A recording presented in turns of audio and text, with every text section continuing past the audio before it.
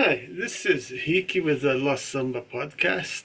This week we're going to talk about one of the most colorful figures in Brazilian pop music, Tim Maia, seen as the godfather of Brazilian funk or of Brazilian soul, which he actually is. The owner of a super voice, one of the best voices, male voices ever seen in Brazil.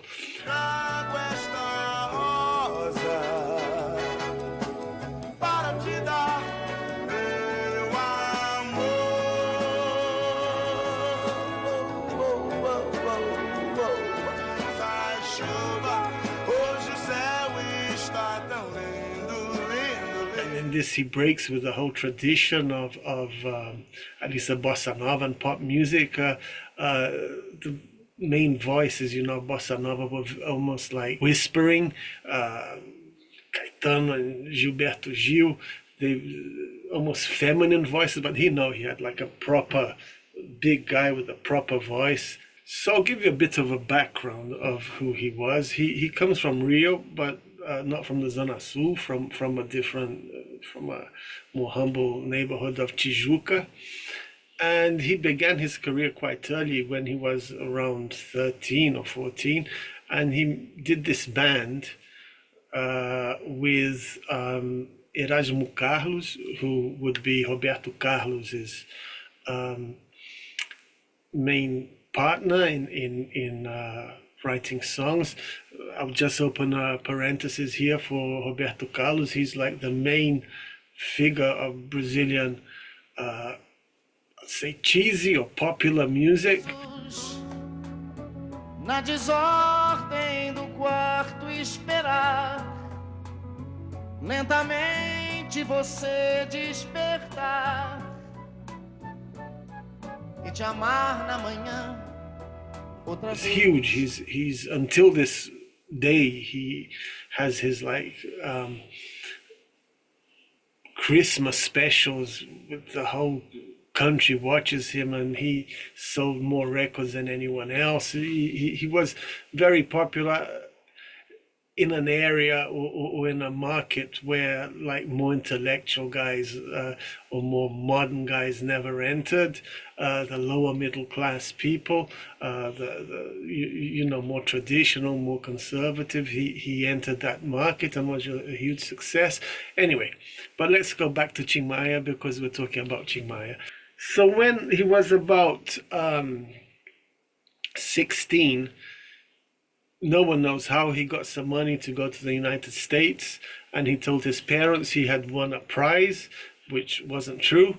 And he arrived there without knowing anyone, without speaking the language, without anywhere to stay, but he managed to survive. And finally, when he was 22, rather 16, when he was 22, he was caught with a little joint after stealing some things from a grocery store, and he was deported back to Brazil. Back in Brazil, he began his career. It was very difficult for him. Roberto Carlos was already very famous, but didn't want to help him. And he was a very rough guy, a guy who didn't think twice before saying what he thought, and very aggressive. And people didn't want to get close to him. So it was quite difficult for him, but because he was so talented, he managed to make it. But while he was doing himself musically, he recorded some very good songs and everything. He also built a reputation of being very difficult. And Jorge Ben, who is like one of the main Brazilian songwriters, the guy who wrote Mais Que Nada and Oh Maria, Jorge Ben, his childhood friend, put a nickname of him as the Síndico, or the building caretaker. Why? Because one day, just to give an idea of more or less how Tim Maia was, one day these guys came from the electric company to fix something in his building. And because he was paranoid, because he took so many drugs, he thought that they were after him or something. So he left his house with a gun and started shooting at these guys from the electric company, which owned him the nickname of Síndico.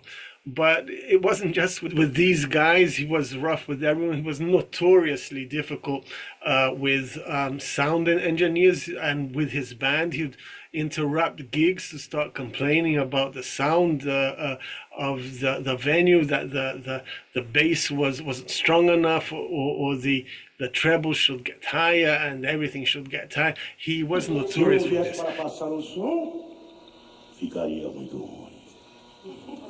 Antes de mais nada, por favor, bota agudo no bumbo, meu filho. Because of his stay in the United States, he learned a lot about soul and about Motown, and he heard a lot of stuff. So when he came back to Brazil, he had this knowledge, and his music was very much influenced by that.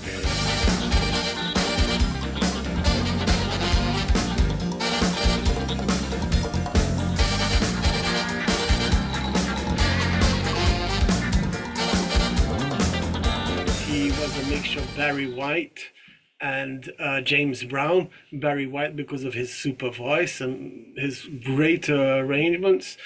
James Brown too, also because his arrangements and because of his music and his rhythm, but also because of his attitude. James Brown was also very hard with his musicians. He had like a kind of a streetwise vibe. He was like a gangster mentality, which Tim Maia also had. Anyway, so today I'm going to play a song of Tim Maia. There's no particular reason why I chose this song. He has a lot of excellent songs, but I like it very much, and I used to play it quite a lot when I played live, so I hope you like it. Porque você se foi, tantas saudades eu senti, e de tristezas vou viver, e aquele adeus não pude dar. Você passou em minha vida, viveu, morreu na minha história, chegou a ter medo do futuro e da solidão que minha porta bate.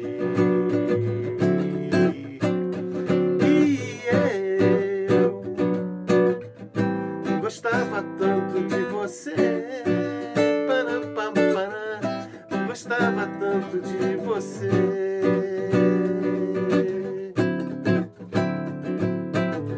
Eu corro, fujo dessa sombra, em sonhos vejo esse passado, e na parede do meu quarto ainda está o seu retrato. Eu quero ver pra não lembrar, pensei até em me mudar qualquer que não resista o pensamento em você.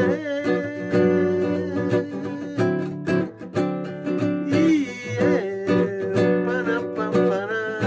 gostava tanto de você.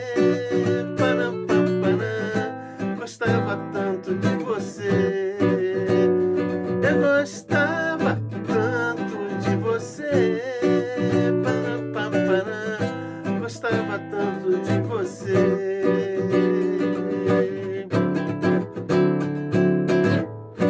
Ending today's podcast, I'll say two stories that I know firsthand about Tim Maia, right? The first one is with the studio owner where when I used to have a band that we used to rehearse there. He was Tim Maia's drummer back in the day. The first day that he goes to make an audition with Tim Maia was a drummer too, so he waited for a long time, right, for Tim Maia to come in the room. He was there with the other musicians. Then he comes in and he starts slagging everybody off, but with a huge joint. No, you are not doing this properly. You are not doing this properly. You need a proper band. You need to be professional, blah, blah, blah, blah, blah, with a huge joint. Then he obviously doesn't give a puff to anyone, leaves the room. Then he comes back to talk to my friend because he had just fired the old drummer, right? So he says, "Look, this is how I want you to play.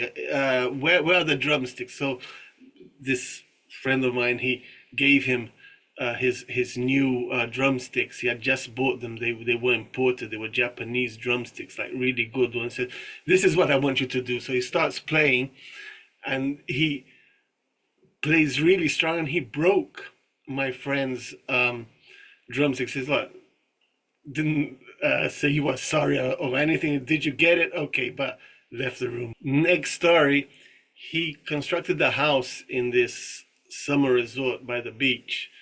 A nice house to have parties and stuff. He was a party guy. And but he constructed his house on the wrong plot of land. So one day the owner of the plot of land knocks on the door and says, "Look, you constructed a house on my plot of land. You know, how come?" So instead of apologizing and, you know, say, "Oh, what can we do?" He just called his dog, "Rufus, Rufus, get him, get him, get him." So this was Tim Maia, a legendary figure among musicians and among the public in the 70s and 80s. I hope you like this podcast, and I hope to see you again next week. Have a good week. All the best. Bye.